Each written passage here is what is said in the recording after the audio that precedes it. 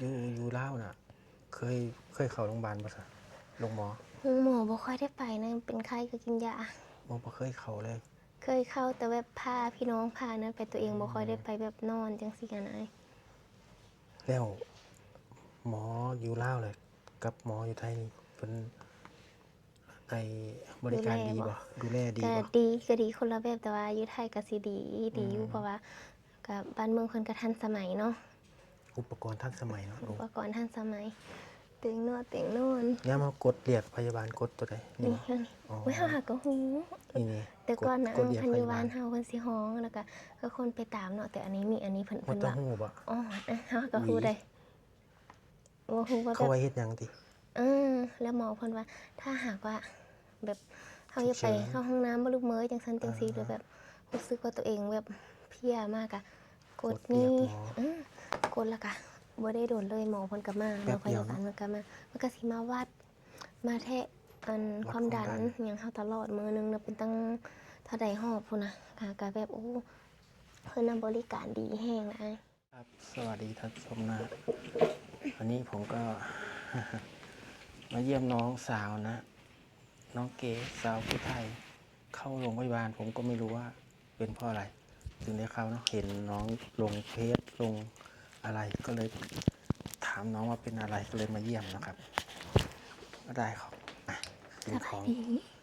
ขอบใจเด้อเป็นยังไงบ้างมาทางวางนี้ก่อนสบายดี อยู่จังมือแล้วอยู่ได้6-7 มื้อเอ้ยเต็งขึ้นก็7 มือแล้วโดยเป็นหยังคือจังไดมาหาหมอแรกๆนะแบบแป๊บนึงเอาขึ้นก็ขึ้นเลยแรกๆก็แบบเฮาพักผ่อนน้อยสินะพักผ่อนน้อยเฮาคิดว่าตัวเองบ่เป็นหยังเนาะคิดว่าตัวเองแข็งแรงแล้วก็แบบบ่ค่อยมากินข้าวปานใดหั้นนะก่อนมากินข้าวก็มื้อนึงกินคาบนึงบ่ได้กินขนม2 ถุง 3 ถุงร่างกายก็เลยรับบ่ไหวร่างกายอ่อนเพลียไปนอนติดกันวัน4-5 มื้อนี่แหละนอนแบบแจ้งบางทีก็บางทีเขาก็แบบว่าเขาเอ็ดเพศนำหันนะบางทีก็คิดนำเพศเขาก็เฮ็ดจังใดเนาะโพสคิดทุ่มเทอย่างหนักที่เขาคิดแบบสิเฮ็ดอันท่าอย่างน้อยจังซั่นจังซี่เป็นมันก็มีเกี่ยวนำหันนะบ่คิดแต่มันก็คิดนอนบ่หลับสิก็จักเป็นหยังนอนบ่หลับเอาแหละพ่อแม่หูหรือยังฮู้แล้วล่ะถ้าสติก็อีแม่เพิ่นก็ว่าพักผ่อนรักษาตัวให้ดีก่อนแล้วมาหาหมอได้7 มื้อแล้วเนาะโดย6-7 มื้อ7 มื้อนี้บ่6 มื้อ7 มื้อ มื้ แร อก ก็คือคล้ายๆว่าบ่ไหวแล้วก็เลยแบบเต็มที่แล้วก็เลยต้องมาหาหมอโดยอันนี้ก็ท่าแต่สติ๊กเนาะดีแล้วก็จะท่าสติ๊กก่อนยังห่วงสวยนะตอนแรกๆว่าห่วงนะถ้าก็ถ้าไม่ได้ดีเป็นขึ้นหรือยังนี่ดีแล้วอันนี้ประมาณอีมื้อนึงแล้วก็หมอให้ออกแล้วอ๋อพรุ่งนี้มื้ออื่นมื้อนี่ก็อาจจะได้ออกครั้งแรกที่แบบว่าได้มานอนห้องหมออยู่ไทยโอ้ครั้งแรกเลยบอกนี่นะว่าคิดว่าตัวเองสิได้มานอนแล้วอยู่ลาวน่ะเคยเข้าโรงพยาบาลบ่ซะโรงหมอบ่ค่อยได้ไปนะเป็นไข้ก็กินยาบ่เคยเข้าเลย เคยเข้าแต่แบบพาพี่น้องพานะไปตัวเองบ่ค่อยได้ไปแบบนอนจังซี่นะแล้วหมออยู่ลาวเลยกับหมออยู่ไทยนี่เพิ่นให้บริการดีบ่ดูแลดีบ่ก็ดีคนละแบบแต่ว่าอยู่ไทยก็สิดีอยู่เพราะว่าก็บ้านเมืองเพิ่นก็ทันสมัยเนาะอุปกรณ์ทันสมัยเนาะอุปกรณ์ทันสมัยเตียงนวดเตียงนอน ยามเฮากดเรียกพยาบาลกดตัวใดนี่บ่อ๋ออุ๊ยเฮาหาก็ฮู้นี่แต่ก่อนน่ะคันอยู่บ้านเเฮาเพิ่นสิฮ้องแล้วก็คนไปตามเนาะแต่อันนี้เพิ่นบ่ต้องว่าฮู้บ่อ๋อเฮาก็ฮู้ได้บ่ฮู้ว่าเขาไว้เฮ็ดหยังติ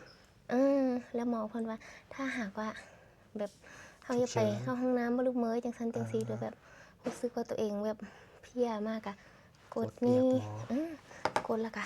บ่ได้โดนเลยหมอเพิ่นก็มาเนาะพยาบาลมันก็มามันก็สิมาวัดมาแทะความดันหยังเฮาตลอดมื้อนึงน่ะเป็นตั้งเท่าใดรอบพู้นนะก็แบบโอ้เพิ่นน่ะบริการดีแฮงมีไผมาอยู่เป็นหมู่ทั้งหมอทั้งพยาบาลนี่เอ้ยแท้ๆนะสาวลูกน้ำเคยเห็นอยู่เลย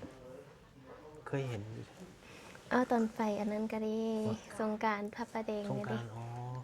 เอ้ยน้องเอง อืม เพิ่นเฮ็ด YouTube แต่ก่อนแต่เดี๋ยวนี้เพิ่นก็หยุดละ เพิ่นขี้ข้านบ่หรือ วิ ยั ว งไง บ่ค่อยดี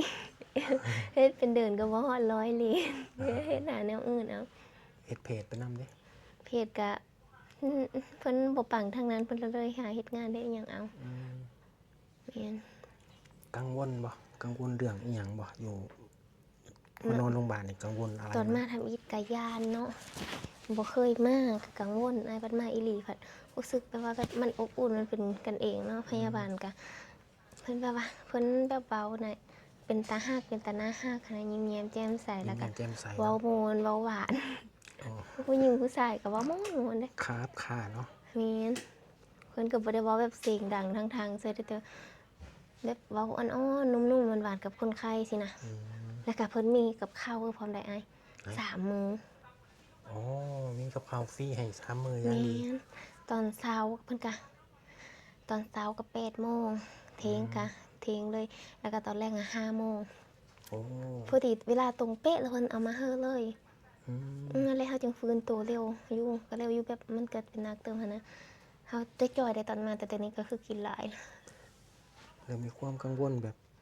เรื่องค่าใช้จ่ายบ่ ก็มีค่ากังวลอยู่ แต่ก็กังวลแต่บ่ฮู้ว่าเบิดเท่าใด การ เฮาบ่มีบัตรประกันสังคมเด้มีแต่บัตรปอด ก็คือนี่ก็คือแบบเพิ่นบ่ถาม เข้ามาหนูบ่ได้ถาม บ่ได้ถามว่ามีเงินบ่ต้องมารักษาสิรักษาให้มีเงินบ่บ่ได้ถาม ก็ เลย บ่ บ่ ได้ถามจังซั่น มนุษยธรรมเนาะ แม่นแล้วก็ เพิ่นก็รักษาเลยแม่นบ่ โดยรักษาแล้วแต่ว่าเฮาก็ต้อง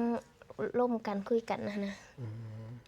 ว่าแต่ว่าอ้อพุ่นแหละจังคิดเบิ่งว่าถ้าเลิกคันมันหลายนะก็หันบ่พอเฮาก็หายืมน้ำพี่น้ำน้องก่อนเพราะว่าเฮาเจ็บเฮาไข้เนาะคันบ่โปรมันก็บ่ดีสินะ อืมที่จริงแล้วก็คุยได้นะ อืม สมมุติว่าจริง ๆ มันก็ต้องได้เสียค่าใช้จ่ายแหละ โดย แต่อาจจะเสียน้อยเสียมากอยู่ที่การเฮาเว้ากับ จ้า หมอ แล้วก็บางทีอาจเฮาเงินบ่พออาจสิสามารถที่ แบบใดเนาะ เป็นงวดก็ได้จ่ายเป็นครั้งงวดเรามีค่อยมาจ่ายอย่างงี้ จ่ายเป็นงวดคืองวดรถนี้นะ เออ ได้ ก็ วะ อาจจะเป็นจังซั่นก็ได้นะ แม่นถ้าว่าได้สวย ก็ต้องลองคุยกับหมอเบิ่ง อ๋อ เขาอาจจะมีแบบนั้น อืม การช่วยเหลือเนาะ เฮาก็ได้ยินผ่านๆเนาะ PFC เพิ่นว่าเบิ่งค่าใช้จ่ายรักษาจังซั่นจังซี่นะคันแบบเฮาบ่พอเนาะกำลังเฮาบ่พอเฮาก็ผ่อนจ่ายได้ว่า แม่น เฮาอ่านได้ยินตอนเฮาอีกคือแบบเอ้าอยู่ห้องหมอมีผ่อนจ่ายบ่เห็นแต่ผ่อนจ่ายรถสินะ ดาวน์รถ ก็คือเขาจะมาถามเลยว่ามีเงินหรือเปล่าไม่มีหรือเปล่านี่คือว่าเจ้าเป็นหยังมากกับเพิ่นก็จับรักษาเลย แม่ เอา นะ ให้คนแบบมีชีวิตรอดก่อน จ้ะ เรื่องอย่างอื่นค่อยว่ากันทีหลัง แม่ ถ้าเงินบ่พอทางใดเพิ่นก็จะอาจจะให้พรจ่ายหรือว่าอาจจะลดราคาให้แบบจัก40%หรือ30%ประมาณนี้เนาะ โดย อยู่ที่ว่าเฮาเว้าว่าเฮาก็ต้องได้จ่ายอยู่ดีนะมันก็คือว่าบ่มีดอกรักษาฟรีบ่แม่นคนไทยเนาะ แม่นจ้ะ ถ้าเป็นคนไทยจังได้รักษาฟรี ซีดนี่ดีเนาะเพิ่นเป็นคนไทยอะเนาะเพิ่นแบ แม่ บ น เพิ่นคือแบบใจดีแท้นะรัฐบาลอะนะ มันก็จริง ๆ แล้วก็เขาก็มีเขาเรียกอิหยังครับ มีแบบฐานะยากจนเลยจังซี่นะก็มีบัตรคนจน หรือว่าแต่ก่อนเนี่ยมี30 บาทรักษาทุกโรค อืม อันนี้โรงพยาบาลรัฐเนาะ แม่นไอ้ลังบานว่า โรงพยาบาลจุฬาลงกรณ์ รัฐ ก็คือปกติถ้าประชาชนธรรมดาก็จะได้รักษาฟรี อืม ครับ คนที่มีฐานะเนี่ยเขาก็จะมี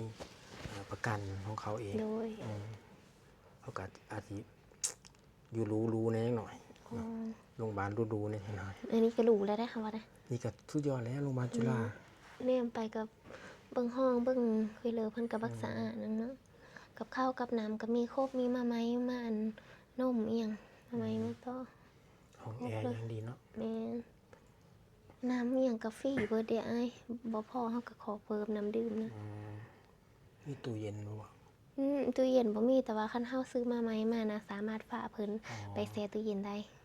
ฝากเพิ่นไปแช่ตู้เย็น เดี๋ยวแล้วเฮาก็เฮาเยอะเฮาก็เอิ้นเอา ก็คือว่าบ่แม่นห้องพิเศษเนาะ อันนี้โมเมนต์ห้องพิเศษ จักน้องก็บ่ฮู้ว่าแม่นห้องพิเศษหรือบ่แม่น โมเมนต์ห้องพิเศษถ้าห้องพิเศษจะเป็นส่วนตัว อืม อันนี้จะมีผู้ป่วยอีกข้างห้อง แม่ เลย น ว่ะ มี2 คนแต่บ่ฮู้ว่าห้องพิเศษบ่ โมเมนต์ห้องพิเศษ เลย กบ้านเฮาก็เรียกห้องร่วมมาแหละ ห้องรวมก็คือว่ามันก็เป็นส่วนตัวแต่เพิ่นมีภาคกลางเท่านั้น แม่น ก็กว้างนำ อยู่ที่ว่าห้องธรรมดาก็ถือว่าสุดยอดแล้วเนาะจึงได้ก็ขอให้น้องแบบ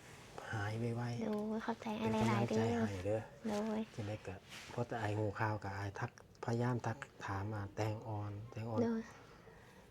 ว่าคือบ่ทักไปทางเฟซทักไปทางเฟซน้องก็บ่ได้อ่าน น้องอัน เปลี่ อย น หยัง ใหม่ ก็ บ่ ตั้งเพจอันนี้เด้ ตอนนั้นมันเป็นเฟซอยู่ลาวเนาะ มันคันเฮาสิตั้งเพจนะมันยากหั้นนะน้องก็เลยมาปักหลักหรือว่าเข้า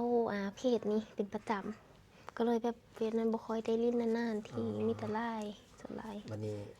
น้องแตงออนส่งไลน์มาให้ส่งไลน์มันก็บ่ได้บัดนี้มันต้องสแกน QR code ถึง อ๋อ ได้ คือบ่ได้จักว่าน้องตั้งอยู่ลาว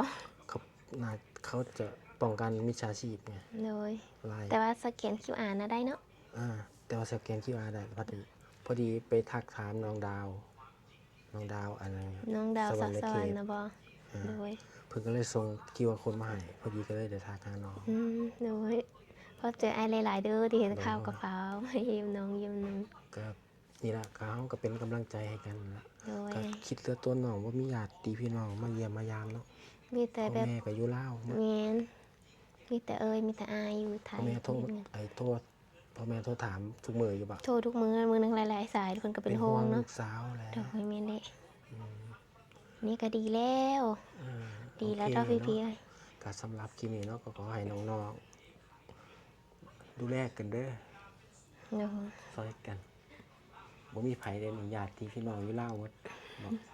มีเอื้อยผู้เดียวนี่แหละเนาะ เอื้อยแล้วก็ มาำน อายก็อยู่ไทยแล้วก็มีอายอยู่ลาวนํ นี่แหละเนาะ